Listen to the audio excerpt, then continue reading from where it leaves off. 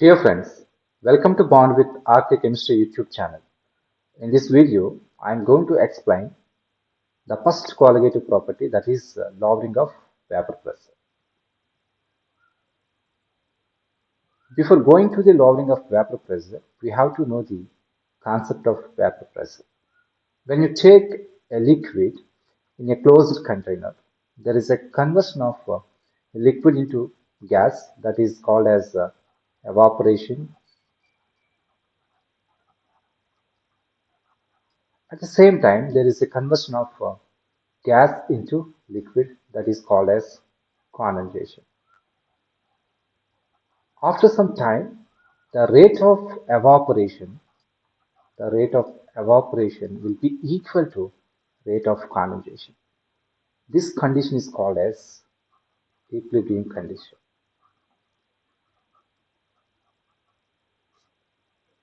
At equilibrium condition, the pressure exerted by the vapor on the liquid surface is called as vapor pressure.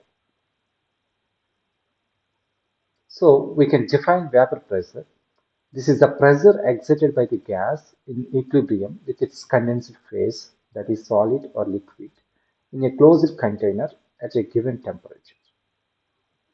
Vapor pressure, this one measures the tendency of particles to escape from the liquid or solid to the gaseous state or vapor state. More the tendency of particles to escape from solid or liquid state to gaseous state, more the vapor pressure. Vapor pressure, this one is a intrinsic property. So it does not depend on volume of compound or amount of compound or surface area of compound. It depends on temperature and the nature of the compound. As the temperature increases, vapor pressure increases exponentially. As the temperature decreases, vapor pressure decreases. At the same time, vapor pressure depends on nature of compound. It means the intermolecular forces which are acting between molecules in the liquid decide the vapor pressure. Stronger the intermolecular forces, less the vapor pressure. Weaker the intermolecular forces, more the vapor pressure. Based on volatility or based on vapor pressure at a normal condition, we can classify compounds into volatile compounds and non-volatile compounds. In volatile compounds, they have high tendency to vaporize at normal conditions. Non-volatile compounds they don't have tendency to vaporize. So these volatile compounds have high tendency. So at normal conditions, they have high vapor pressure at normal temperature and pressure. Non-volatile compounds, if you take, they have very low vapor pressure at normal temperature and pressure. And volatile compounds, since they have more high vapor pressure, they boil at a low temperature. So they have low boiling point. Non-volatile compounds, they have high boiling point. Volatile compounds, they have weaker intermolecular attraction forces.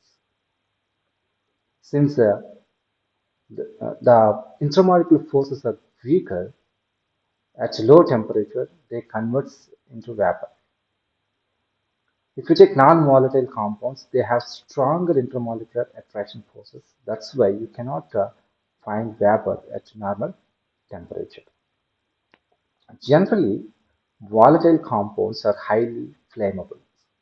They catch the fire. Generally, non-volatile compounds are non-flammable. And volatile compounds can be easily detected by smell.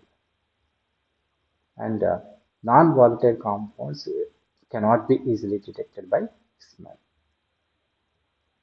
Again, based on boiling point, compounds can be further classified into volatile compounds, further classified into very volatile compounds, and semi-volatile compounds. Generally, volatile compounds, these have boiling point less than 0 degree centigrade or in between less than 0 degree centigrade and less than 400 degree centigrade.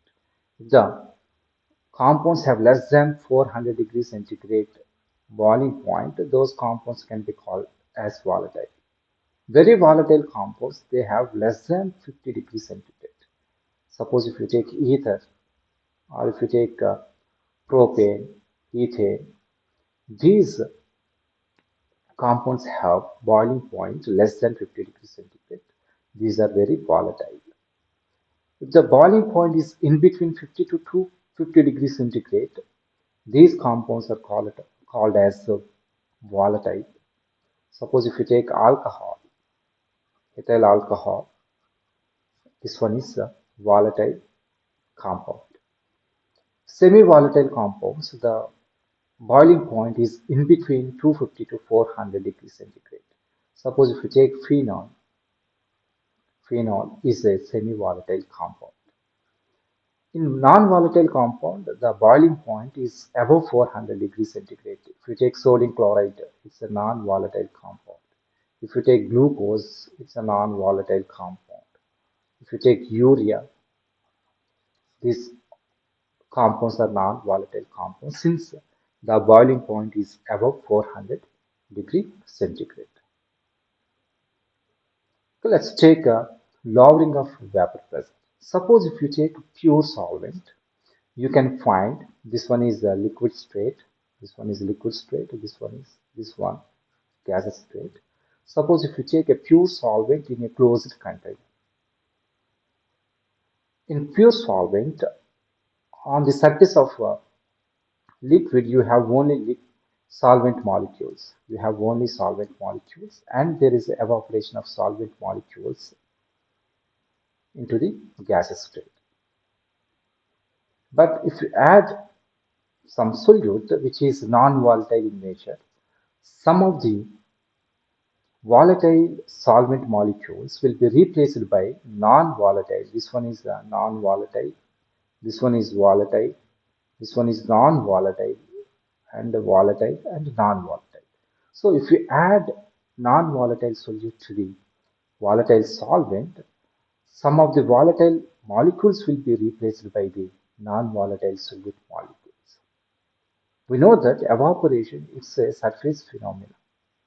The molecules which are on the surface will be converted into gaseous state. Only surface molecules will be participated in the evaporation.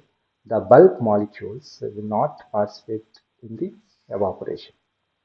Since there is a decrease in number of volatile molecules on the surface, there is a decrease in vapor pressure.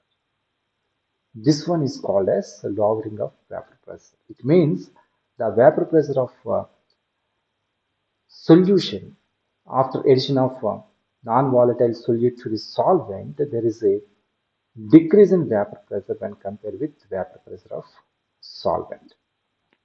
So we can define lowering of vapor pressure. When a solute is added to a solvent, the vapor pressure of the solvent above the resulting solution is lower than vapor pressure of the pure solvent. The vapor pressure of a pure solvent is decreased when a non-volatile solute is dissolved in it. It means this one is vapor pressure of pure solvent is greater than vapor pressure of solution.